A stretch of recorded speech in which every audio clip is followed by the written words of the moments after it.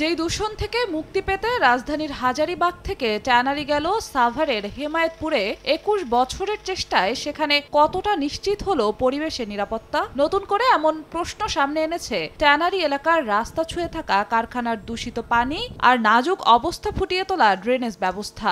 কত শত পরিকল্পনার ফাঁক গলে এতদিন পরও দেখা যাচ্ছে মন্দের ভালো হিসেবে কঠিন বর্জ্য ফেলা হচ্ছে ট্যানারি এলাকায় নতুন করে খনন করা ভাগাড়ে।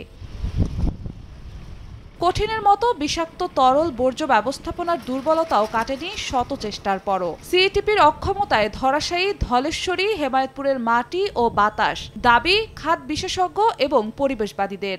আমরা একটা পচনশীল জিনিস এটা ডিকম্পোজ করে সে মিথেন গ্যাস বা অন্যান্য ধরনের গ্যাসিয়াস সাবস্টেন্স, যার ফলে কি সেখানে বায়ু দূষণ হচ্ছে, আশেপাশে কোনো মানুষজন যেতে পারছে না, পরিবেশের জন্য ক্ষতিকর, মানব স্বাস্থ্যের জন্য ক্ষতিকর, সব কিছুর জন্য এটা পুরোপুরি ক্ষতিকর। পরিশোধনটা যথার্থ হচ্ছে কিনা সেটা পরে আসি, বাকি অর্ধেক তো আমাকে নদীতে ফেলে দিতে হচ্ছে। 10 বছরও আমাদের যারা এই নিয়ে চিন্তা ভাবনা করেন তারা মাথায় এটা আসলো না যে আমার দ্বিতীয় এটিপি করা দরকার। অনেক স্বপ্ন দেখাইছে, কিন্তু স্বপ্নের কোনো কিছু বাস্তবায়ন না হয় আজকে ধলেশ্বরী অবস্থা।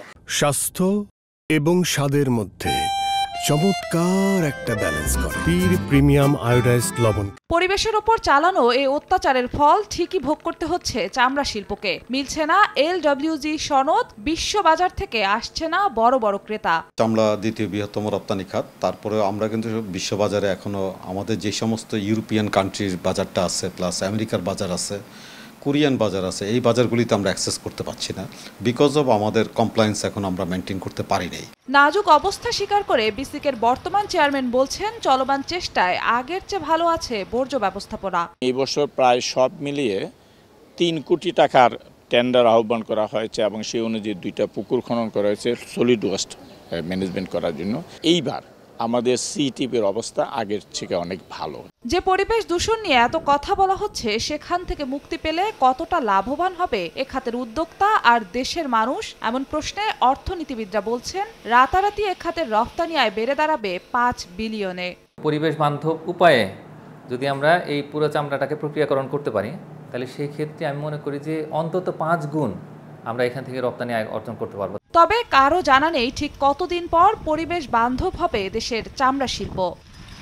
বুড়িগঙ্গা থেকে ধলেশ্বরী, হাজারীবাগ থেকে হেমায়েতপুর পরিবর্তন হয়েছে এলাকা, তবে চামড়া শিল্প এখনও এড়াতে পারেনি পরিবেশ দূষণের দায়, যার প্রভাব পড়েছে চামড়া শিল্পের রফতানি বাজারেও। বিশেষজ্ঞরা বলছেন চামড়া শিল্প এবং পরিবেশ দুটোকেই একসঙ্গে রক্ষা করতে হবে। এর জন্য পরিকল্পনায় যে ঘাটতি ছিল তা দূর করতে নিতে হবে নতুন উদ্যোগ, তবে তা অতি শীঘ্রই। জিন্নাত আরা, যশোয়া, সময় সংবাদ, হেমায়েতপুর, সাভার।